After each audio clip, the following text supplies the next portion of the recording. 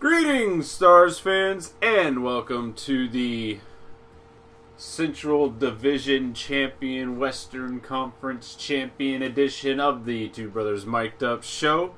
If you didn't know, what we do is we discuss the recent Dallas Stars game, sit down, give our thoughts to you right here on YouTube.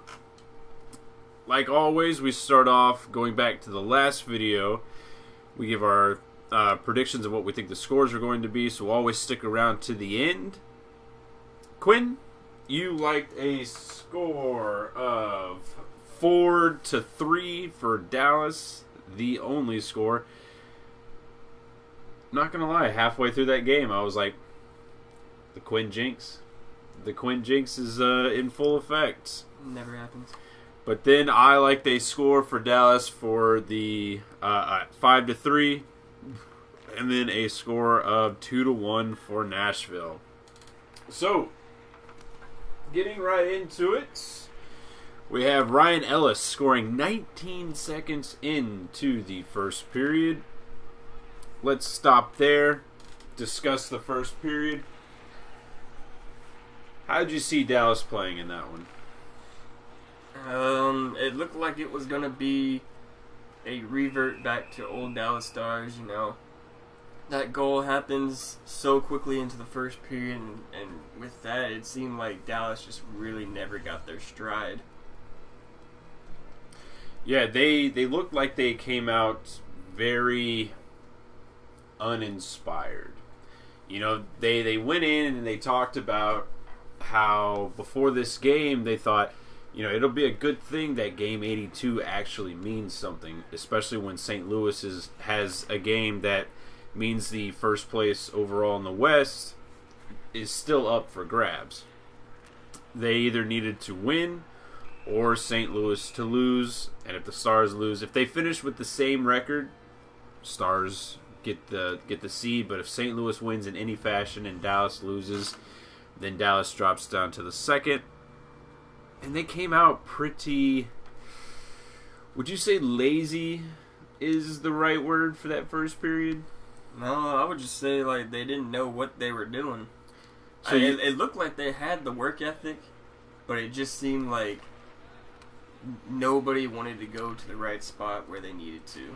So do you think the right word would be nervous? Not really. I mean, I really wouldn't say they were nervous coming in. It's just that, you know, they got a little flustered. You know, they're coming in 82. They need the win. So, I mean, I wouldn't say it's really nerves, but trying too hard to try and force something to happen. To me, it did look like the pressure seemed to be getting to them a little bit. It did seem like they were flustered and a bit nervous. They were a bit nervous to kind of make simple plays. They were really overthinking a lot of this stuff. You know, they were very pass happy. You know, they weren't really getting down to fundamentals of what has gotten them to the point that they're in. They seem to overforce a lot of things. Doesn't help that, you know, they take the first penalty in the game, the 39th game of the season, that they've done that, and it just seems like the way that whole first period was going, it looked like the game was going to be pretty much out of reach because they got outshot 15-6, and usually the Stars don't get outplayed that bad and the Stars still come out with the victory. It's usually whenever it starts bad for the Stars, it kind of stays bad for the Stars. Going into the second period, we have Yarncroc getting that power play goal. Stars getting a bit of a penalty trouble, but then again, the puck goes right off of the official, falls down. Jason Demers can't clear it out. And there's the Nashville Predator player just there to kind of slap at it, gets past Niemi. You see Jason Demers breaking his stick, which, I mean, he didn't really even need the stick because if he knew how to use it, he would have gotten it out of the zone at that point. But the game starts getting a little out of hand with Dallas taking penalties. And they find themselves back in the game off of a Jason Spezza goal. It all kind of starts, the whole catalyst to the Stars being brought back, I think goes back to the Ales Hemsky, that little dangle that he had, and then that little cross crease pass over to no one. But I think that kind of woke everybody up, because about a minute or so after that, Jason Spezza kind of does looked like they were kind of playing horse, saying Jason Spezza looks like he's like, I can do that, but I can cash in off of it. He does a good move, splits the D going into the offensive zone, and just takes just an absolute ripper, gets it past the goalie. The Stars are back in it. And just about 2.5 minutes later, Spezza gets the goal on the power play. Again, this was a game that was two different stories. The first 30 minutes of the game, the Stars were just completely out of it, fighting their way back into it. And just a little over the halfway mark, Jason Spezza puts the team on his back and says, I got you guys. I'm going to bring it to a head for us to try to secure our own destiny. The second half of the game, we see Niemi kind of standing on his head, keeping the Stars in it. The Stars finished with a 13-7 advantage in shots in the second period, so you could tell that Dallas was really starting to turn things around. What did you see out of the second half of the game? What do you think were the key factors to the Stars really bringing this back around? Just resilience. Like, they still made their simple mistakes that keep them in their own zone, trying to force the passes, but the fact that they didn't just throw in the towel, that they're still trying to work out there. You see it in Jamie and Klingberg and Spezza, obviously with his hat trick, that they wanted to play this game. I think they just needed a little bit of a push come to shove type scenario, that they needed to be like, well, we're down 2-0. If we want to be the division champs, we better start stepping up our game.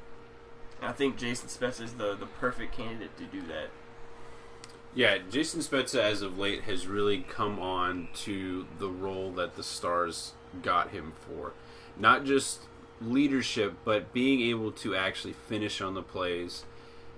He was a big-time scorer in Ottawa, and that's why we brought him in to help boost this offense. And, the Stars finishing first overall in offense, only goes in strides with how well Spezza has not only stepped up his defensive game, but has really brought back that resurgence of scoring. Going into the third period, it takes 19 minutes for Spezza to cash in on that hat trick. Solidifies the win for Dallas. Overall, like you said, they just didn't throw in the towel. They didn't just say. And I think before even Spezza gets that goal, the St. Louis game had come to a close. I think everybody on the bench knew that, because they were playing it on the Jumbotron, that St. Louis was getting their asses kicked.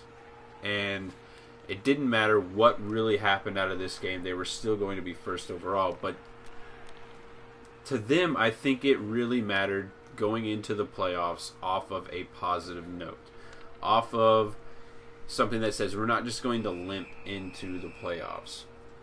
Granted, the Stars were winners of 6 of the last 7, but a loss going into the playoffs could kind of crumble down a lot of that thought mentality of, do we actually deserve the number 1 seed? And I think them winning last night really shows they did deserve it. Even after a terrible January, a terrible winter, they stuck to their guns. They made the changes, the call-ups that they were making. John's coming in and stepping up. Richie coming in, and, this team becoming more physical, I think, was the turn that this team needed. Once the game is over, Jamie goes out and he gets the Mike Modano Award. And what is now, I'm thinking, is going to be a tradition when the Stars make the playoffs. Jamie Benn addresses the crowd on the mic. How'd you like his little post-game speech? I thought it was short, simple, and sweet. Right to the point. You don't really need to have a 5-minute monologue to tell the fans how much you appreciate their help and how much you appreciate their support. Few words goes a long ways. I think Jamie is like the perfect guy to sum up how he feels about making it into the playoffs in as little words as possible. Because I mean, he's a do first, talk later guy. So he showed the fans that he appreciates him by playing hard every night. Yeah, he's a very lead by example kind of guy. He walks first, then talks. You can tell that he's gotten a lot more comfortable with the media and everything like that, with the speeches and him being a little bit more vocal with media. You can tell he's becoming so comfortable with it. But like you said, it was short and it got straight to the point, and it only pumped up the crowd even more. It only pumps up fans even more. How did you, going into the playoffs, let's do a little small season recap. Going back to last season, the Stars finished 10th in the West, and now they finished first. Did you see this resurgence as big as it was? Not at all. I did not expect Dallas to have the start to the season that they had. Well, they had like 30 wins and like 5 losses is what it seemed like. I mean it's good that it happened for the team, but sometimes after a rocky start, they finish a little bit better and then a little bit better. But the Stars actually went out and came out as the top seed, so I think that was a big improvement for them. Yeah, last season was just a straight gut punch. The first season under Jim Neal, Jamie Benn being captain, Victory Green, going to the playoffs. First round loss sucked, but you only thought that they were going to build off of it. And the huge setback last season, it's kind of like the Stars,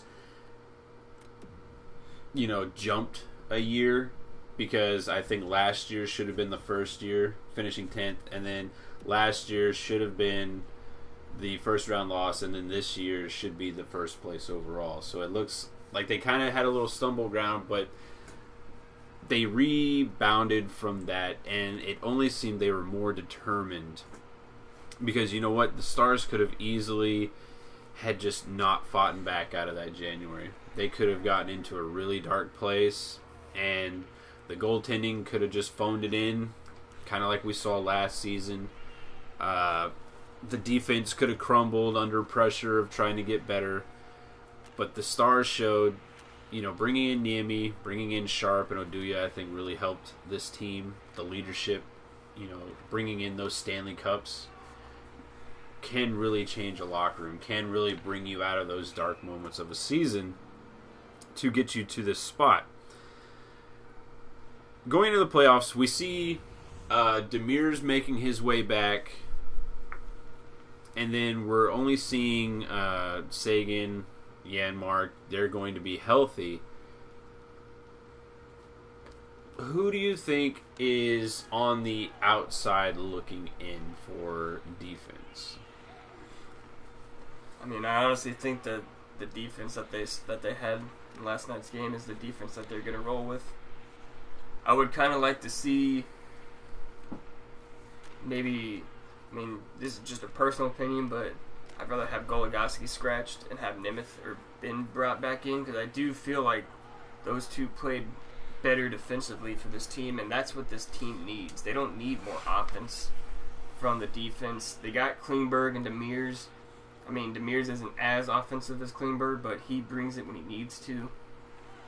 But I just think Goligoski has just proven to be such a liability in these past couple months that I honestly worry about how he's going to play in the playoffs. Hopefully he proves me wrong, but I'm scared with him paired with Klingberg.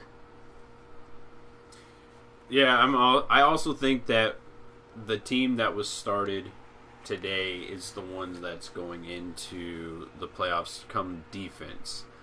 I thought Demir's got better with time during that game. I thought he didn't look great at all in that first period, and he only looked kind of better going on throughout the rest of the game. You know, it does suck for Jordy that he's going to be the one on the outside looking in, but if there's an injury or if someone just isn't playing all that well, I could see Demir's kind of not really being up to game speed and him getting taken back out. I could see that happening, and then Jordy getting placed back in, but I think Klingberg, Goligoski, Russell, Oduya, Johns, I think all of those are set, and that third pair is going to be the one that, you know, is going to get mixed and matched with Demir's. I think he's going to be the fringe player. I don't think Johns gets taken out unless he gets super exposed under some kind of pressure or anything like that. Going towards the offense, we have to think that it's Moen that's getting taken out and replaced with Janmark. With Janmark, coming back from injury, he's skated and everything like that. So I would think that that's the first option to bring out. But with Seguin getting healthy and skating and is expected to be back by game 1, which I don't think they're going to rush. I think he comes back for game 2 because his type of injury, you don't want to rush it. Because if he pulls anything or if anything happens to that ankle or that tendon, he'll be out for a lot longer. So you don't want to rush that. But with Seguin coming in, who do you take out? And I have a person that I have in mind that gets taken out, but who do you think gets taken out? I mean, that's probably like the hardest decision because, I mean, Janmark will definitely be put back in because, you know, he's proven himself to be a reliable player for this second line and for this team since the start of the season. I mean, it all comes down to, do you want a veteran presence or do you want a defensive forward playing? I mean, I think either Eves or Sevier are the ones that are going to be on the cusp. I could see Sevier looking on the outside in, but what do you think about them scratching Nichushkin? They're not going to do that. Come towards playoffs, I think it's a whole nother beast. I want to say that they're not going to, and it could be Eves or Sevier, but the way that Nichushkin has played as of late, he just doesn't have that kind of presence to, have that killer instinct. He's not. I just don't think he's ready for the playoffs and having. Let's see, he finishes with like 14 minutes, and those 14 minutes could go to somebody else that's just going to work harder than him. So I would not be surprised if Nichushkin is scratched. I mean, I 100% agree with you that I don't think Nichushkin should be in, but I don't think Dallas does that because they see him as the next potential breakthrough for this team, so they're going to want to get him playoff experience.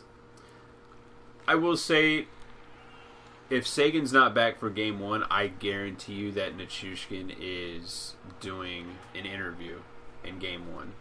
And once Seguin is ready, and he's game 2 ready, if Nichushkin does not step up and does not play well, he's the one that's out. I don't see it that way. But I guess we'll just have to wait and see. Yeah. Let's go into the ratings of... You know what? Let's do a rating for this game and the Nashville game, and then let's do a rating for the whole season.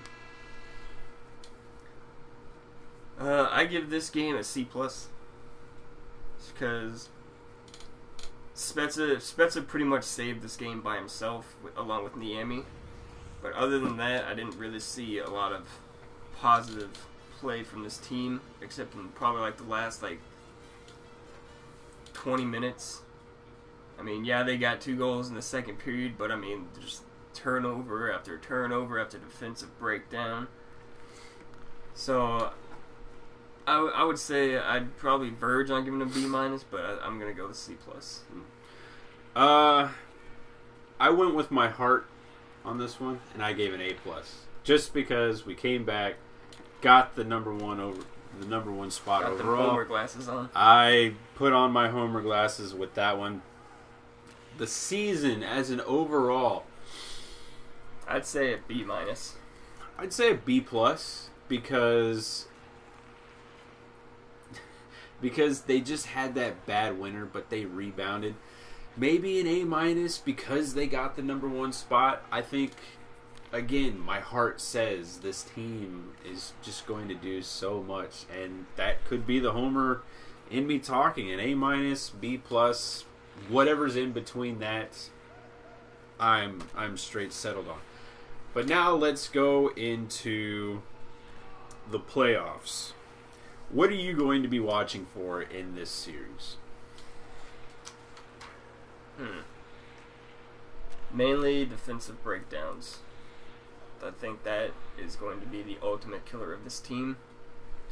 If the Stars don't start fumbling under pressure in the defensive zone, they actually play composed and they do simple breakouts, and I think they have a pretty good chance of going a lot farther than the first round. But I mean, for me, it all comes down to that Klingberg-Goligoski line. Like, is Klingberg going to start feeling pressure from being in the playoffs? It's because Dallas holds him so high up in their fucking dreams. Or is Goligoski going to be the turnover magnet that he's proven to be in the last couple months? Like, that pairing just scares me so much. What I'm going to be watching for, I know I tend more to watch more like the offense, but I think I'm going to heavily watch goaltending. I think Kari starts game 1, and I think Kari is just going to have to play out of his mind because, you know what? The Minnesota Wild is absolutely going to rely on Dubnyk. He has the potential of really flipping that switch and turning it on because we saw it last season. And after the All-Star break, he hasn't been stellar, but he does have the potential to steal a game. Going to the season series, it was a tight series in every game. 3 of the 5 games came down to OT. 4 of the 5 games were decided by 1 goal. The only outlier was the blowout by Dallas for 6-3. I think goaltending will be a key matchup in this series. If Kari comes in and stands on his head, this team wins. If Dubnyk comes in and stands on his head, that team wins. I think it comes down to goaltending. Is there any specific player that you're going to watch that you want to see throughout this playoffs? Maybe make a stride towards being better, or just out of pure curiosity how they're going to play? Janmark. He's proven to be a good rookie for this team. He's proven that he can log second line minutes consistently. He's always working. He's got the work ethic of Roussel and the scoring touch of maybe like Patrick Eaves. He doesn't score a lot, but the goals he does get, it puts him up on the board. It pushes them ahead of their opponent. So I think Janmark, I feel, he's going to be one of the guys that a lot of people watch to especially see how he reacts in the playoffs.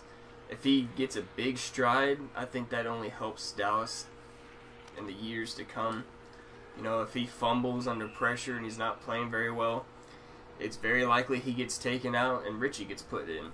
Because Richie's just going to go out there and bang bodies and go to the front of the net. So, I mean, they're always going to get 110% out of him. So, Janmark definitely needs to bring his A game. Is there anybody you're going to be watching specifically on Minnesota? Nah, I don't care about Minnesota. The key player that I'm going to watch, other than the goaltending that I touched on, Patrick Sharp. I want to see if he is really that player that really can flip that switch come playoffs.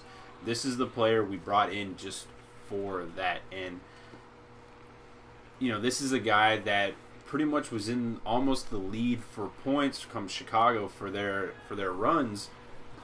And this is what we're going to need him for. I'm excited to see what he can do for Dallas in the playoffs. But I'm also going to be watching Charlie Coyle for Minnesota. I think he has the potential because he was always a pest and was always dangerous playing against Dallas in the season series. So that's the kind of guy that I'm going to be watching on that side.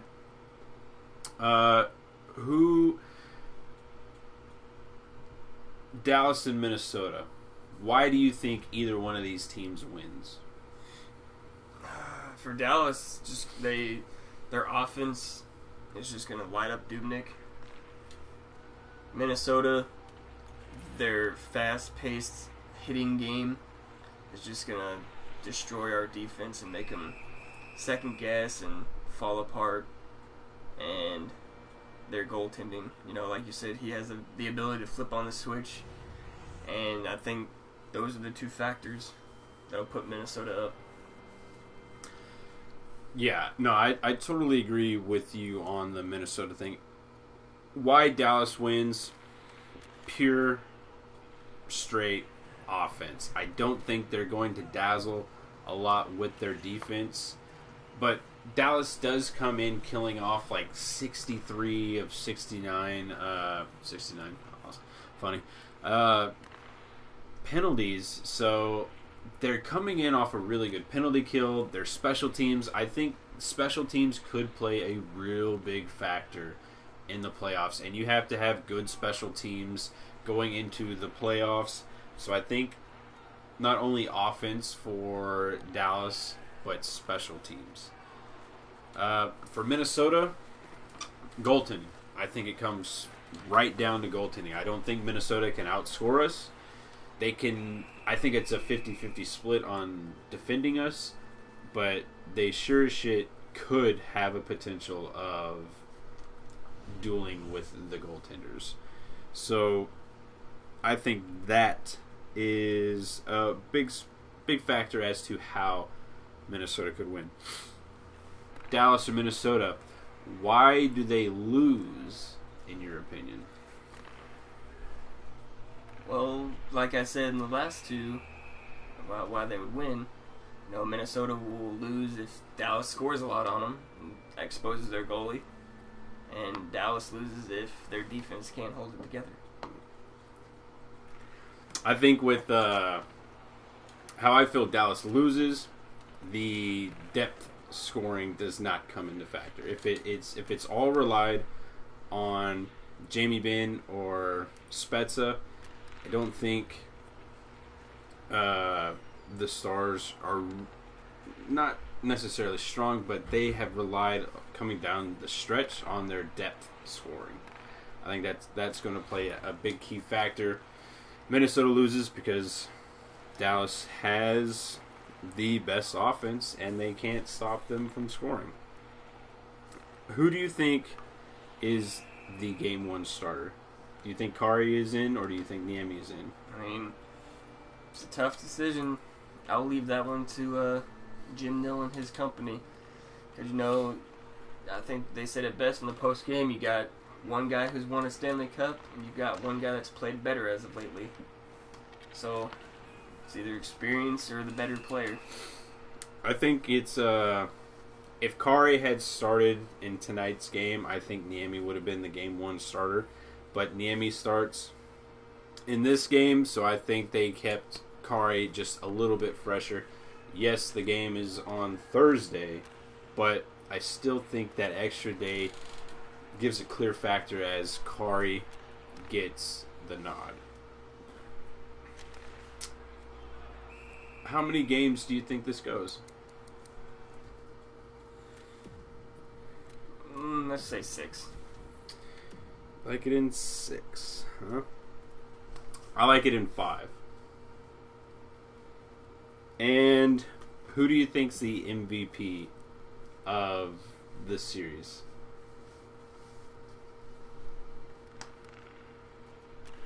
I guess whichever goalie starts and stays in.